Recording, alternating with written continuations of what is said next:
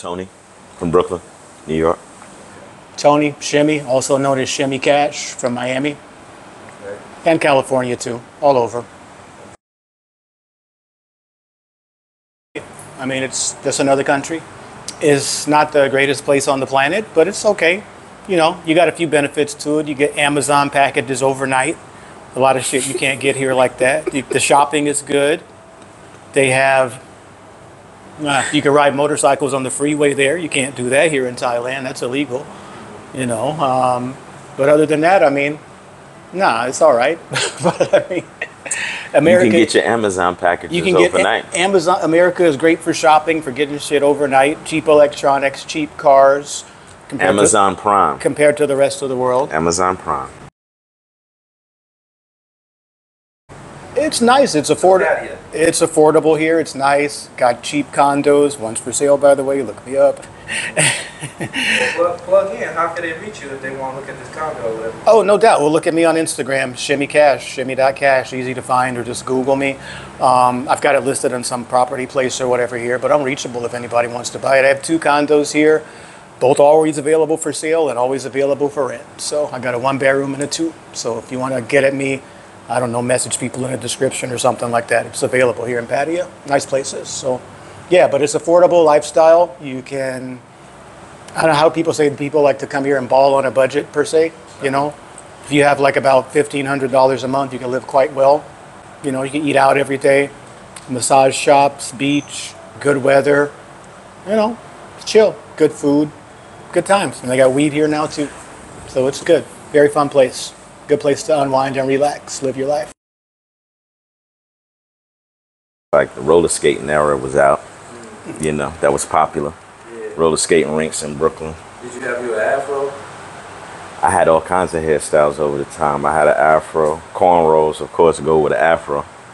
You know, usually back then, 70s, you had an afro, you also get a cornrow. Mm-hmm. Then later on, you know, all kinds of hairstyles. Gumbies, high top fades. America, if we want to get back on that subject, I'm old enough where, not to sound like the old dude, right? But I lived that era where Reagan changed all the laws and defunded a lot of programs and whatnot. And then they threw the crack in the hood as part of that Iran-Contra, you know, triangle with the drugs and the guns and stuff. So I lived that. Yeah, the 80s. You know, the 80s, right? So I graduated high school in 83. So the dynamic is I'm going away to school, Penn State. And then when I come back home on breaks and stuff, I'm right in the middle of the crack war. So it's a dynamic where you get comfortable at school and you street smart, but you drop some of your street smart off at school, and then you like kind of raw now, and you get dropped into the crack war, bro. So it's like exciting to come home. Back to the war zone. Yo, bro, you coming down the street with your bags, and somebody's trying to rob you, and shit, somebody's scheming to rob you. It's like, yo, this is real. So now you juxtapose that to where we at today, right? You look in Chicago, it's like an all-out war.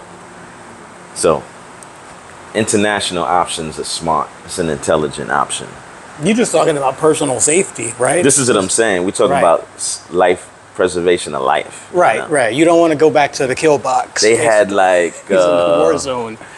January was at least 76 mass shootings in America. The math is fluid. When I checked it last, it was like 76. That's a lot of mass shootings, bro. It's pretty random too. In a month. Yeah. You figure that's more than 2 a day. So that, the weather, the vibe, because the vibe is everything. You can't have what's going on in America, what's happening, and it be a good vibe.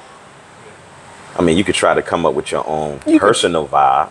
The best you could do in America is try to live somewhere where you could insulate yourself. Right. But all that probably costs a lot of money, unless you're willing to go off the grid somewhere, like in the desert or the woods or the mountains or some shit where land is cheap. Then what are your options? Get rich and live in a gated community with guards and whatever, and you never have to see or deal with any of this shit, you know? But if you're on the bottom rung of society or underwater, you got no choice but to be in the midst of all the, you know, the chaos, really. You know, poverty is expensive, man. Hey. Oh, he wanted to get Could I have something. another sing hot, please? Thank you.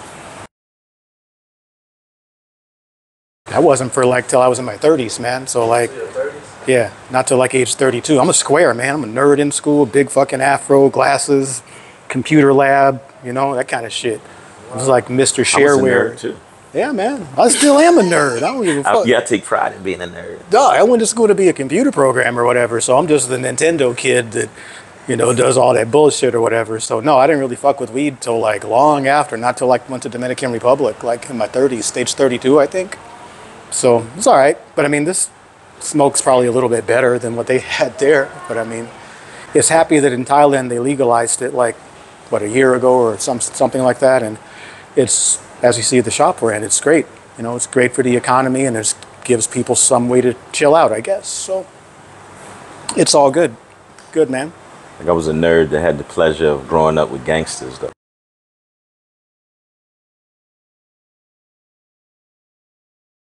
Like there was gangs in New York, but the Bloods and the Crips that didn't come until later.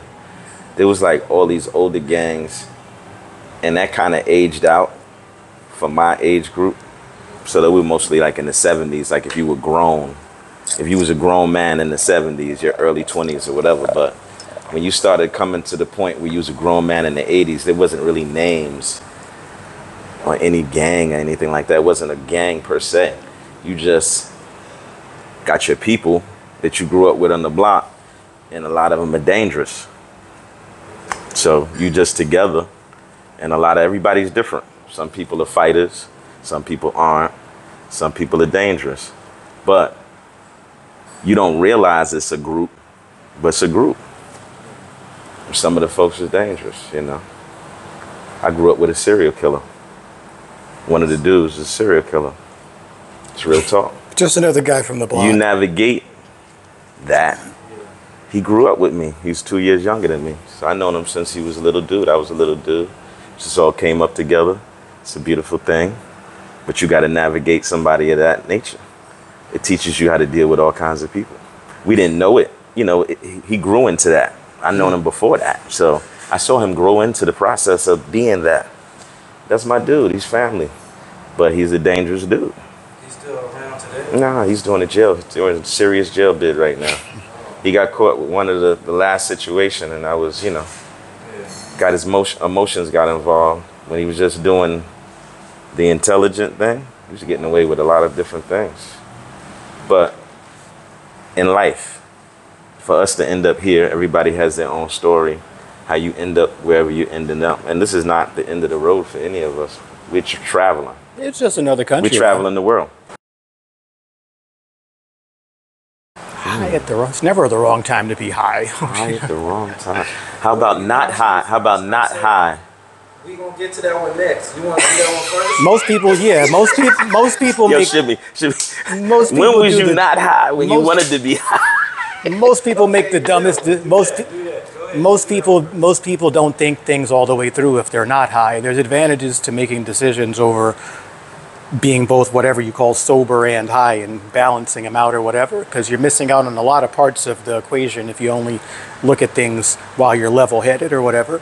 You know, Greeks talked about that too or whatever. You know, they say we should discuss something, then get drunk and then discuss it again, and then we get to like the meat of it or whatever, because a lot of times shit does go over your head if you're not high. So I got a funny story slows when I your was thinking high. down, actually. So But it's good. besides, I think it was at the right time. Let's say this. All right, I was in college, and I was hanging out with a friend of mine. It's like a brother, rock star dude. He was the lead singer for this band, a ska band. I'm not gonna say his name because I haven't spoken to him to say his name. But we're at a house party right next door to my apartment in University Towers. We're out on the balcony. We're very high. Probably had a few drinks. We're in our zone. Me and this dude are like brothers. We had a hell of a day.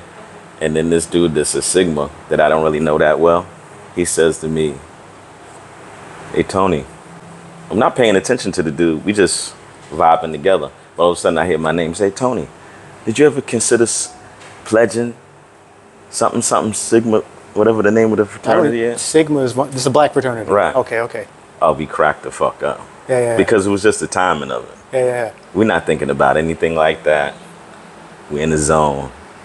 And dude comes with the You come and mess the high up, fraternity man. fish. The fuck, man. Yeah. And all I could do was crack up.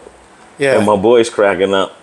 Dude felt bad. It's very out of the blue, I guess. But it was just like, wow, bro, you come with this time to hit me with that. I'm not even thinking about that. I never pledged anyway, by the way. Yeah.